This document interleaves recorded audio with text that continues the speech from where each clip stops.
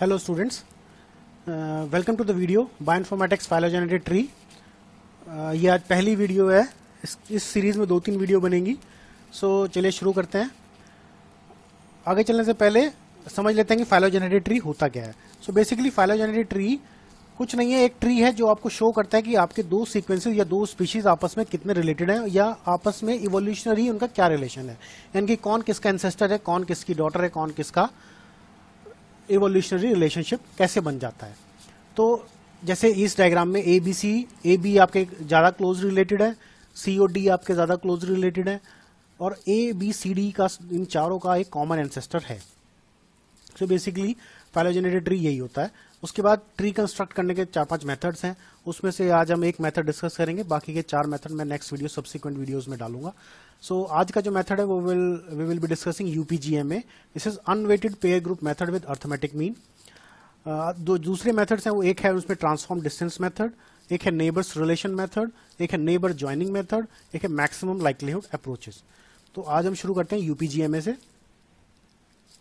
अब यूपीजीएमए शुरू करने से पहले मैं एक एग्जांपल के थ्रू लेके चलूंगा पूरा प्रोसेस, ताकि आपको समझ सके कि एक ट्री बनाते कैसे हैं। तो हम लोगों ने 6 सीक्वेंसेस ले लिए हैं, A B C D E F.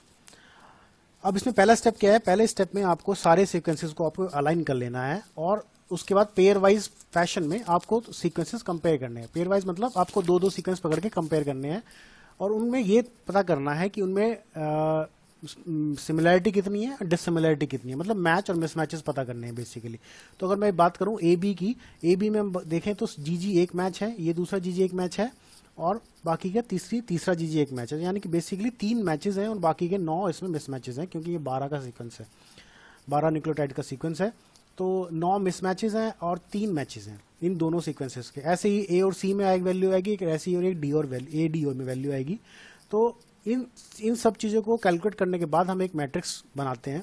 उस मैट्रिक्स में हम वैल्यूज़ लिखते हैं। जैसे अगर हमें ये वाली वैल्यू भरनी है, इस मैट्रिक्स का पहले एक्स एक्सिस और वाई एक्सिस पे हमारे जो सीक्वेंसेस जिनसे हम शुरुआत कर रहे हैं वो सीक्वेंसेस पुट कर लेते हैं।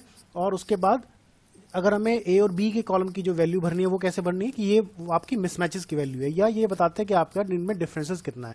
जैसे ए और बी को जब हमने कंपेयर किया था तो उसमें 3 मैचेस आए थे और 9 मिसमैचेस आए थे, तो हमने 9 मिसमैचेस रख दिए। फिर ए सी में अगर आप कंपेयर करें तो 2 मिसमैच हैं, ए और डी में 4 मिसमैचेस हैं, ए और ई में 9 मिसमैचेस हैं। तो ऐसी ये पूरी टेबल आपकी या पूरी मैट्रिक्स आप फिल कर लेंगे। उसके बाद नेक्स्ट स्टेप क्या है? उसके बाद है आपको उस टेबल से या उस मैट्रिक्स से आपको जो सबसे लोवेस्ट वैल्यू है वो आइडेंटिफाई करनी है। अब लोअर वैल्यू जो आइडेंटिफाई करने का मतलब क्या है, उससे हम ये पता कर सकते हैं कि वो क्लोजली रिलेटेड सीक्वेंसेस कौन से हैं, जो बिल्कुल जहाँ से हमें ट्री बनाना शुरू करना है। तो वो क्या है? अब इस मैट्रिक्स में देखिए हमारे पास सबसे छोटी वैल्यू है 2, एक 2 यहाँ पे है, एक 2 यहाँ पे है। तो ए और सी की एक वैल्यू दे रहा है 2 और एक दे रहा है वैल्यू बी और ई। तो हम कह सकते हैं ए और सी ज़्यादा क्लोज रिलेटेड है और बी और ई भी क्लोज रिलेटेड है। तो हमने ए और सी का एक डेंडोग्राम बना दिया या एक ट्री बना दिया छोटा सा, और बी और ई का एक छोटा सा ट्री बना लिया है। ठीक है, अब हमें क्या करना है कि अब हमें ए और ए सी को एक अलग एंटिटी मान के चलना है और बी ई को एक अलग एंटिटी मान के चलना है। ये मान लीजिए कि ए सी अब एक ही सीक्वेंस है और बी ई अब एक ही सीक्वेंस है।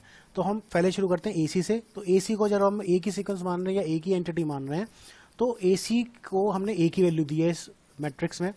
ये वैल्यू, ये वाली जो वैल्यू ए सी की है, ऐसे ये वाली वैल्यू ए सी की है। तो अब हमें अगर ए सी और बी के वैल्यू जो भरनी है वो वैल्यू कैसे भरेंगे? वो वैल्यू भरेंगे हम ए बी का डिफरेंस, ए बी का जो डिस्टेंस है वो निकालेंगे और सी और बी का डिस्टेंस है वो निकालेंगे और दोनों का एवरेज निकाल देंगे। तो ए बी का डिस्टेंस की वैल्यू कहाँ से आएगी? ए बी डिस्टेंस वैल्यू आएगी इस मैट्रिक्स से। ए बी का डिस्टेंस है 9 और सी बी का डिस्टेंस यहाँ से आएगा, सी बी का डिस्टेंस आपका आ जाएगा सी, और बी का डिस्टेंस भी 9 है। तो अगर 9 और 9 का हम एवरेज लेंगे तो 9 आ जाएगा।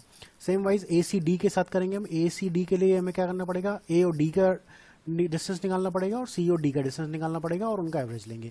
तो ए और डी का डिस्टेंस कितना है हमारे पास? 4, और सी और डी का हमारे पास जो डिस्टेंस है वो है 5। तो 4 + 5 का अगर हम एवरेज लेंगे तो वो आता है 4.5। तो सेम वाइज हमने ये सारी वैल्यूज भर ली। ये ऊपर वाली जो फर्स्ट वाली रो है ये आपकी एवरेजेस से भरी जाएगी, बाकी वैल्यू सब सेम रहेंगी क्योंकि हमने सिर्फ ए सी को एक सिंगल एंटिटी मान के चल रहे हैं। अब आगे चलते हैं। अब आगे चलने अब हमने क्या किया है कि ए सी के साथ एक मैट्रिक्स बना लिया, अब हमें बी ई के साथ एक अलग से मैट्रिक्स बनानी है। वो मैट्रिक्स इस ए सी वाली मैट्रिक्स का ही एक्सटेंशन है। तो उसमें क्या करेंगे हम, उसमें ए सी को हमने सिंगल एंटिटी माना था, तो उसमें बी ई को सिंगल एंटिटी मान के हम लोग मैट्रिक्स को फिल करेंगे। अब जब बी ई को हमने एक सिंगल एंटिटी मान लिया है, तो अब हमें ये वाली जो मैट्रिक्स है, जो कॉलम्स हैं या जो वैल्यूज़ हैं, बॉक्सेस हैं, इनमें वैल्यूज़ भरेंगे कैसे। अब वो भरने का एक कॉन्सेप्ट ये है कि इसमें ए सी और बी ई की वैल्यू भरनी है आपको। तो हमें ए सी का बी से डिस्टेंस निकालना है और ए सी का ई से डिस्टेंस निकालना है। वो डिस्टेंस आएगा हमारा इस वाली मैट्रिक्स से। तो ए सी बी का डिस्टेंस क्या आएगा, ए सी और बी का डिस्टेंस है 9। ऐसे ही ए सी और ई का डिस्टेंस क्या है, ए सी और ई का डिस्टेंस है 9। तो अगेन अगर हम 9 और 9 का एवरेज लेंगे तो वो फिर से 9 आ जाएगा। सेम वाइज ए सी और डी के लिए तो वैल्यू सेम है 4.5, इसके अंदर कोई एवरेज निकालना नहीं है हमें। ए सी और डी के लिए 4.5 है और ए सी और एफ के लिए वैल्यू हमारे पास 10 है। अगर हम बी और ई की बात करेंगे, बी और ई और डी की वैल्यू कैसे भरेंगे, इसमें डिस्टेंस निकालेंगे हम बी डी का और ई डी का। तो बी डी का डिस्टेंस कैसा आएगा, बी डी का डिस्टेंस आएगा आपका इस टेबल से, यह आएगा 6, और ई डी का डिस्टेंस आएगा इसमें इस मैट्रिक्स से ई डी, ये आपका ई है और ये आपका डी है, तो ये आ गया आपका 6। तो 6 और 6 का जब हम एवरेज निकालेंगे तो वो अगेन आपका 6 आ गया। तो बाकी वैल्यूज आपकी बी और ई का जो डिफरेंस है वो एफ के साथ वो 10 है, बाकी वैल्यू सेम रहेंगी। अब क्योंकि अब इसमें फिर से हमें चेक करना है कि जो लोवेस्ट वैल्यू कौन सी है। लोवेस्ट वैल्यू आपका ये 4.5 और 4.5 वैल्यू मैच कर रही है ए सी के साथ। तो यानी कि हम ये कह सकते हैं कि डी ए सी के साथ क्लोजली रिलेटेड है रादर देन बी ई के साथ। तो हमने एक जो हमने फाइलोजेनेरेट ट्री कंस्ट्रक्ट कर रहे थे ए सी के साथ, हमने डी का एक इवोल्यूशनरी रिलेशनशिप दिखा दिया कि डी ए सी से साथ ज़्यादा क्लोजली रिलेटेड है। अब हमें क्या करना है कि अब ए सी डी को हमें एक सिंगल एंटिटी माननी है और एक मैट्रिक्स बनानी है। तो ए सी डी के साथ अब जब हमने सिंगल मैट्रिक्स मान के सिंगल एंटिटी मान के मैट्रिक्स बना रहे हैं, तो ए सी का ये वाली वैल्यूज कैसे भरेंगे, ए सी डी और बी की वैल्यू। तो ए सी और बी का डिस्टेंस निकालेंगे। ए सी और बी का डिस्टेंस हमारे पास 9 है। फिर डी और ई का डिस्टेंस निकालेंगे। डी और ई का डिस्टेंस आपका आएगा यहाँ से, सॉरी डी और बी ई का डिस्टेंस निकालेंगे। तो डी और बी का डिस्टेंस आएगा आपका 6 यहाँ से। तो 9 और 6 आपका 15/2 7.5। बाकी वैल्यू ए सी डी एफ के साथ सेम ऐसे करेंगे। ए सी और एफ का आ गया आपका 10। फिर डी और एफ का आपका आ गया डी और एफ का आपका आ गया 10। तो अगेन जब 10 का हम एवरेज लेंगे तो 10 आ जाएगा। फिर बी ई और एफ की वैल्यू तो सेम ही रहेगी 10 की। तो अब इसमें से फिर से एक लोवेस्ट वैल्यू निकालेंगे। वो लोवेस्ट वैल्यू क्या है आपकी 7.5। तो यानी कि बी ई अब ए सी डी से रिलेटेड है। तो ये बी ई अब ए सी डी से रिलेटेड है, तो इसका हमने ग्राफ में एडजस्टमेंट करेंगे। जो हमारा जो फाइलोजेनेरेट ट्री बना रहे हैं वो हमने बी ई को ए सी डी से लिंक कर दिया है। अब हमारे पास सिर्फ एक सीक्वेंस बचा है एफ। अब उस एफ को कहाँ पुट करना है वो उसकी वैल्यूज पे डिपेंड करेगा। अब हम चेक कर रहे हैं कि ए सी डी और एफ की जो डिस्टेंस है वो 10 है, और बी ई और एफ का जो डिस्टेंस है वो भी 10 है। तो यानी कि एफ जो है ए सी डी से भी इक्वल डिस्टेंस पे है और बी ई से भी इक्वल डिस्टेंस है, यानी कि उसको हम यहाँ पे पुट कर सकते हैं। ये शो करता है कि एफ जो है ए सी डी से भी उतना ही डिस्टेंस रखता है जितना बी ई से।